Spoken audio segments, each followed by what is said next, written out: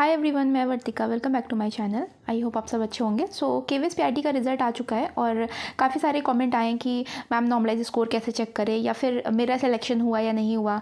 मेरे स्कोर 135 थे तो फिर नॉर्मलाइज होकर के कम हुए या ज़्यादा हुए। तो वो सब हम इस वीडियो में जानेंगे कि सिलेक्शन हुआ है या नहीं हुआ है। लेकिन उससे पहले जिनका भी सिलेक्शन नहीं हुआ या पॉइंट कुछ नंबरों से वो रह गए हैं, तो उनसे कुछ कहना था कि आप ना इन फेलियर्स की वजह से बहुत परेशान होने की ज़रूरत नहीं, क्योंकि अगर आप बहुत सारे फेलियर्स देखते हो इसका मतलब सक्सेस बहुत नज़दीक है। ठीक है, ये मैं अपने एक्सपीरियंस से बता रही हूँ, क्योंकि मैंने बहुत सारे फेलियर्स देखे हैं। देन अब जा कर के कुछ पॉजिटिव रिस्पॉन्स दिखता है और वो आपको बेहतर ही बनाता है और बेहतर बनाता है। तो अभी आपको रुकना नहीं है। ठीक है, आप 1-2 दिन का रेस्ट ले सकते हो, लेकिन फिर आपको कंसिस्टेंट होकर के लग जाना अपनी तैयारी में, क्योंकि इस बार बहुत ही ज़्यादा चांसेस हैं, वैकेंसीज़ बहुत ही ज़्यादा आ रही हैं। और एक और चीज़, आप अपने आप को सीमित मत करिए, लिमिटेड मत करिए कि हमको टीचिंग वैकेंसीज़ का ही भरना है। आप अपने स्टेट लेवल पे जो वैकेंसीज़ आती हैं उनका भी फॉर्म भरा करें। तो इससे होगा क्या कि आपके पास एक वाइडर स्कोप रहेगा क्लियर करने का एग्ज़ाम को। ठीक है, तो चलिए हम वापस आ जाते हैं अपने टॉपिक पे कि नॉर्मलाइज स्कोर कैसे चेक करना है। और दूसरी बात, 1-2 क्वेश्चन और थे कि सेकेंड लिस्ट आएगी या नहीं आएगी, और नॉर्मलाइजेशन में जनरली कम हुए हैं या ज़्यादा हुए हैं, तो वो सारी बातें हम इस वीडियो में करेंगे। सबसे पहले आपको केवीएस की ऑफिशियल वेबसाइट पे जाना है।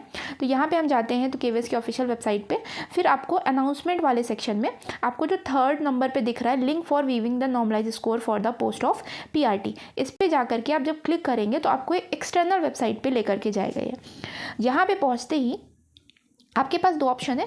एक तो है through the application number and password, यहाँ से आप अपना नॉर्मलाइज स्कोर चेक कर सकते हो।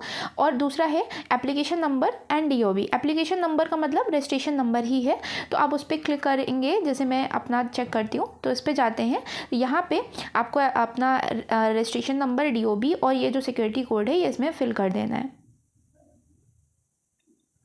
तो जैसे हम वहाँ पे क्लिक करते हैं तो ये आपको एक पेज खुल करके आता है और यहाँ पे मेरा नॉर्मलाइज स्कोर दिख रहा है कि नॉर्मलाइज होने के बाद मेरा जो स्कोर हुआ है 128.9 रहा है। मेरा 135 के अप्रॉक्स रॉ स्कोर बन रहा था, जो कि 128.9 हो गया है। और क्योंकि मेरा 22 फरवरी को था और जो कि कॉम्परेटिवली थोड़ी सी ईजी शिफ्ट थी, तो मे भी इस वजह से इन्होंने नॉर्मलाइज स्कोर में काफ़ी कम कर दिया है।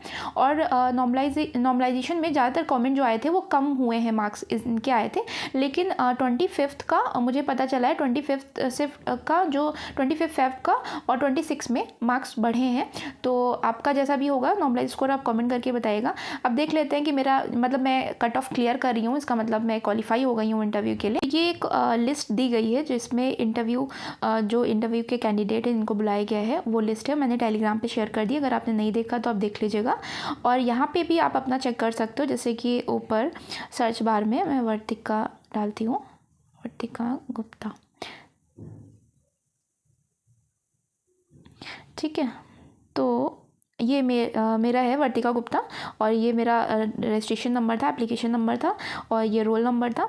और मेरा दिल्ली गया हुआ है, 6 तारीख को पड़ रहा है, और 13 बोर्ड नंबर है। ठीक है, तो इस तरीके से आप चेक कर सकते हो। और उसके अलावा 1-2 क्वेश्चन जो कह रहे थे कि सेकेंड लिस्ट आएगी या नहीं आएगी, तो सेकेंड लिस्ट का ऐसा कुछ भी नहीं है, क्योंकि ऑलरेडी इन लोगों ने 3.3 टाइम्स लोगों को बुलाया है इंटरव्यू के लिए, जो कि वैकेंसी से ज़्यादा है।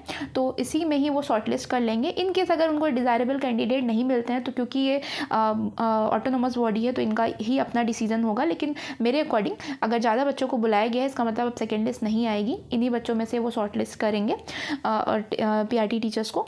सो और कोई आपके क्वेरीज होंगी या कमेंट होंगे तो आप बताइएगा। और इसके अलावा जो जिनका भी नहीं हुआ है वो अब आगे तैयारी में लग जाएं। चैनल पे जल्दी ही बिहार शिक्षक भर्ती से रिलेटेड वीडियोस अपलोड होंगी और अदर एग्ज़ाम से रिलेटेड वीडियोस अपलोड होंगी, तो ऐसे ही सपोर्ट बनाए रखिएगा। So thank you.